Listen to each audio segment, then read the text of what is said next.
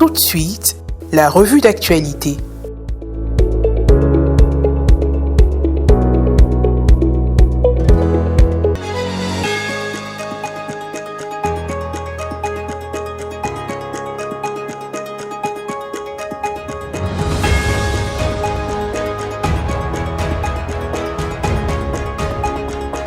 Madame, Monsieur, merci pour vos suffrages renouvelés à nos éditions.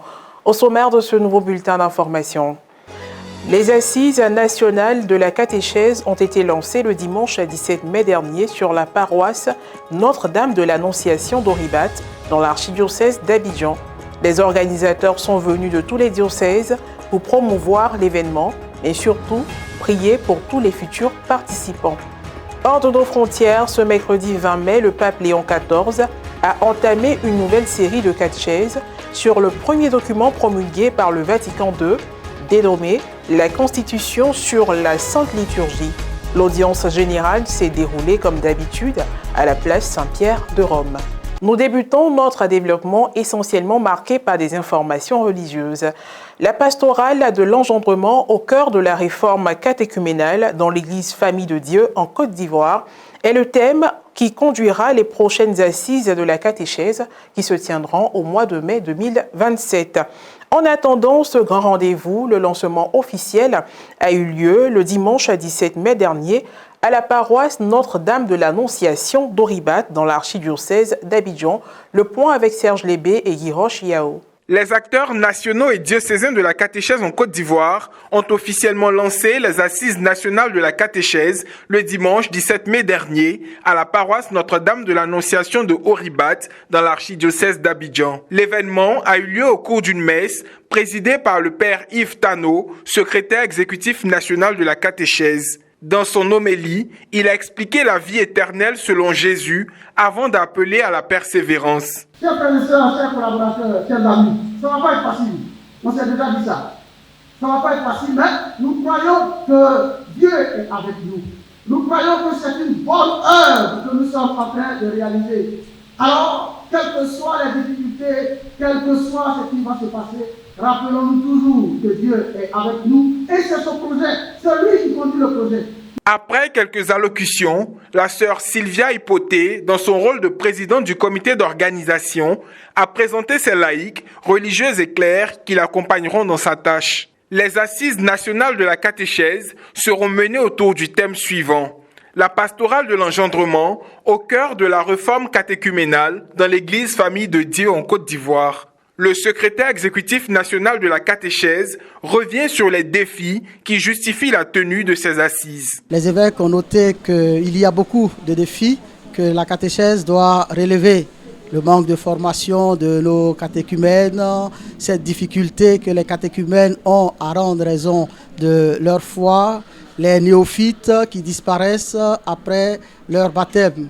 Donc face à tous ces défis-là, la conférence des évêques nous a demandé, en tant que responsable de la catéchèse en Côte d'Ivoire, de réfléchir à comment est-ce qu'on peut repenser la pratique catéchuménale en Côte d'Ivoire, de sorte à pouvoir avoir des chrétiens adultes qui peuvent et qui savent témoigner de leur foi à temps et à contre-temps. Une idée de l'organisation concrète de ces discussions. À partir de juin 2026 jusqu'en décembre 2026, c'est-à-dire toute cette période-là, c'est vraiment faire l'état, regarder un peu concrètement l'état de la catéchèse dans nos différents diocèses. Donc il y aura tout un questionnaire dans les différents diocèses de la Côte d'Ivoire pour essayer de diagnostiquer, en fait, si vous voulez.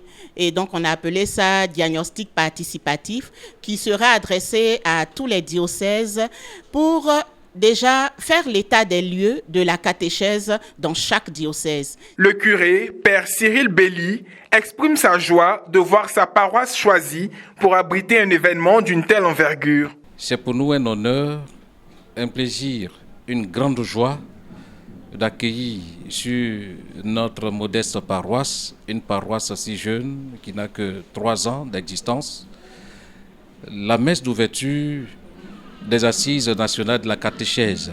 Nous sommes un peu reculés dans l'archidiocèse, mais c'est le signe que nous sommes connus, nous sommes vus.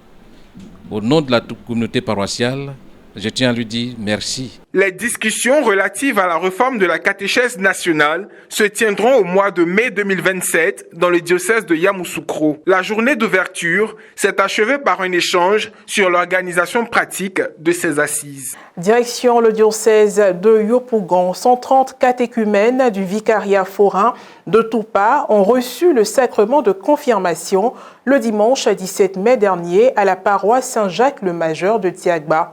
À cette occasion, la célébration eucharistique a été présidée par le vicaire général du diocèse, Monseigneur Donatien Nguessa Lilo. Un reportage de Jean-Baptiste Blaoua, correspondant diocésain de Yopougon, commenté par Maria Bissier. Tiagba est un village situé sur une île de la Lagune, entre Dabou et Grand Laou. Sur le plan ecclésiastique, il appartient au diocèse de Yopougon. Le dimanche 17 mai dernier, la paroisse de ce village, appelée Saint-Jacques-le-Majeur, a abrité la cérémonie de confirmation du vicariat de Toupa, dont elle relève. À l'entame de la célébration, le curé de la paroisse a exprimé la joie de toute la communauté d'accueillir le vicaire général représentant l'évêque du diocèse, Monseigneur Jean-Salomon Lesoutier. C'est la immense joie et une profonde gratitude que notre communauté paroissiale Saint-Jacques-le-Majeur vous accueille aujourd'hui et nous rappelle le vicaire général. Votre présence parmi nous est de grand honneur et ainsi concrète de la sollicitude pastorale de notre terre évêque dont vous êtes le plus proche collaborateur. À travers vous, c'est toute l'Église diocésaine qui vient entourer et encourager nos jeunes, nos enfants et nos adultes qui s'apprêtent à recevoir le sacrement de la confirmation.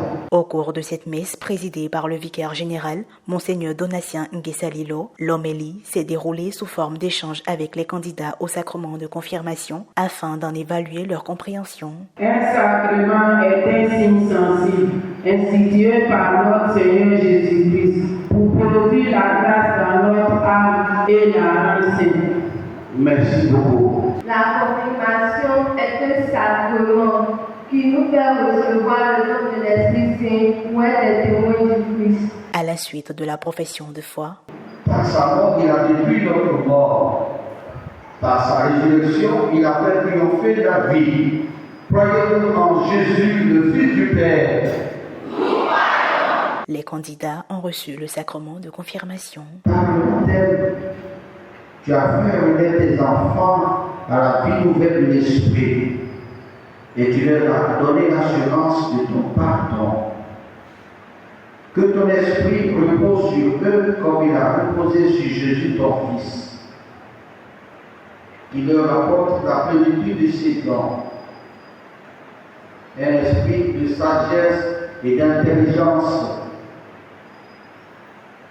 Un esprit de conseil et de force.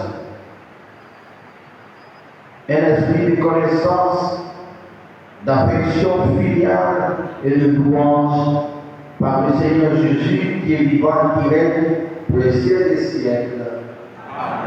En action de grâce à Dieu, les nouveaux confirmés, accompagnés de la communauté paroissiale, ont fait des dons en vivres dans une atmosphère de joie et de partage.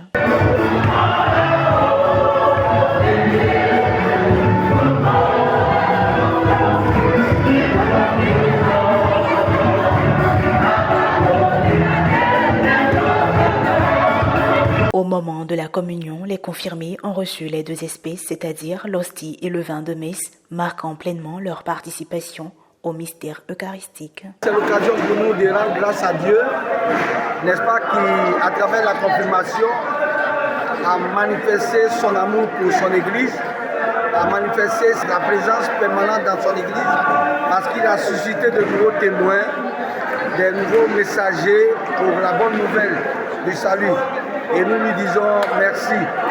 Et merci à tous pour l'investissement pastoral. Le sacrement de confirmation fait de nous des témoins du ressuscité. Et c'est ce que nous devons annoncer à nos frères et sœurs. Tout faire à notre tour pour gagner des âmes, faire en sorte qu'il y ait la paix autour de nous, que par notre vie, nous soyons des exemples pour tout le peuple de Dieu. Et puis pour terminer, nous irons hors de nos frontières. La liturgie dans le mystère de l'Église était au cœur de la catéchèse du pape Léon XIV ce mercredi 20 mai lors de l'audience générale place Saint-Pierre. Dans son exhortation, il a invité les fidèles à se laisser façonner intérieurement par les rites, symboles et gestes et surtout par la présence vivante du Christ dans la liturgie. Un développement de Jean-Jacques Adadé. Constitution sur la Sainte Liturgie, Sacro Sanctum Concilium, premier document promulgué par le Concile Vatican II, est au cœur du cycle de catéchèse qu'a entamé le pape Léon XIV ce mercredi 20 mai 2026. Dans son discours, le successeur de Pierre a expliqué l'objectif recherché à travers l'élaboration de cette constitution. En élaborant cette constitution, les pères conciliaires ont voulu non seulement entreprendre une réforme des rites, mais aussi amener l'Église à contempler et à approfondir ce lien vivant qui la constitue et l'unit, le mystère du Christ. Le Saint-Père soutient que l'œuvre de notre rédemption s'exerce dans la liturgie qui fait de nous une race élue, un sacerdoce royal, une nation sainte, un peuple que Dieu s'est acquis. Au cours de cette catéchèse, il met l'accent particulier sur la liturgie dans le mystère de l'Église. Dans la Sainte Liturgie, par la puissance de son esprit, il continue d'agir, il sanctifie et associe l'Église, son épouse, à son offrande au Père. Il exerce son sacerdoce absolument unique, lui qui est présent dans la parole proclamée, dans les sacrements, dans les ministres qui célèbrent, dans la communauté rassemblée et au plus haut degré dans l'Eucharistie.